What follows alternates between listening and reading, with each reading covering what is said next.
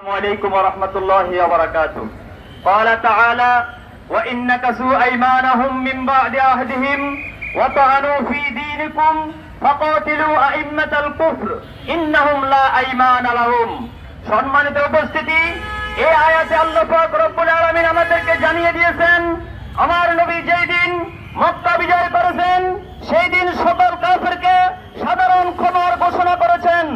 কিন্তু আল্লাহ পাক রব্বুল আলামিন সিদ্ধান্ত দিয়েছেন, যারা নবীকে নিয়ে কটূক্তি করত, রাসূলের নামে মিথ্যা কথা, মিথ্যা অপপ্রচার করত, রাসূলের নামে দুষ্কৃতকার করত, এমন 17 জন দাগী কাফের ছিল, তাদেরকে আল্লাহ পাক বলেছেন ইন্নাহুম লা আইমানা লাহুম, তাদের সাথে কোনো আপোষ নেই, তারা আমার নবীকে নিয়ে কটূক্তি করেছে।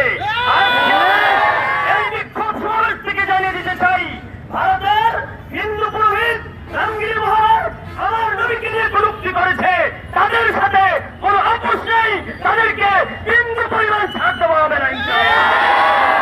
অতি শীঘ্রই ভারত সরকারকে বলবো, তুমি তাকে প্রকাশ্যে ক্ষমা চাইতে বাধ্য করতে হবে।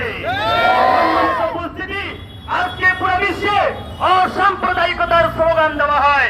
ইসলাম হচ্ছে একমাত্র অসাম্প্রদায়িক ধর্ম, যেই ধর্মে সকল ধর্মের মানুষেরা নিরাপদে থাকে, ঠিক কিনা বন্ধুগণ? আমরা প্রমাণ দেখেছি এই 5 আগস্টে আমাদের দেশে যখন দুর্যোগপূর্ণ পরিস্থিতি দেখা দিয়েছিল, আমাদের মাদ্রাসার ছাত্ররা, ইসলামী সংগঠনের নেতা কর্মীরা প্রত্যেকটা মন্দির পাহারা দিয়েছে, ঠিক কিনা? কিন্তু আমাদের কথিত বন্ধু রাষ্ট্র নামের শত্রু রাষ্ট্র ভারত তাদের বিজেপি সাংসদ মসজিদে ঢুকে মুসলমানদেরকে হত্যার হুমকি দেওয়ার মাধ্যমে সাম্প্রদায়িকতা নষ্ট করেছে, ঠিক কিনা? শীঘ্রই আমরা বলবো, এই সাম্প্রদায়িকতা নষ্ট করার জন্য তাকে বিচারের মুখোমুখি করতে হবে, তাকে দৃষ্টান্তমূলক শাস্তি দিতে হবে, ঠিক কিনা? আগামী দিনে যদি আমার নবীকে নিয়ে, ইসলাম নিয়ে, দেশ নিয়ে কোন ষড়যন্ত্র হয়, আমাদের নেতা আল্লামা মুফতি ইউসুফ কাযিমীর নেতৃত্বে আমরা তৌহিদি জনতা মাঠে ছিলাম, আছি এবং থাকবো ইনশাআল্লাহ। নাসরুল্লাহি ওয়া ফাতহুন করিম।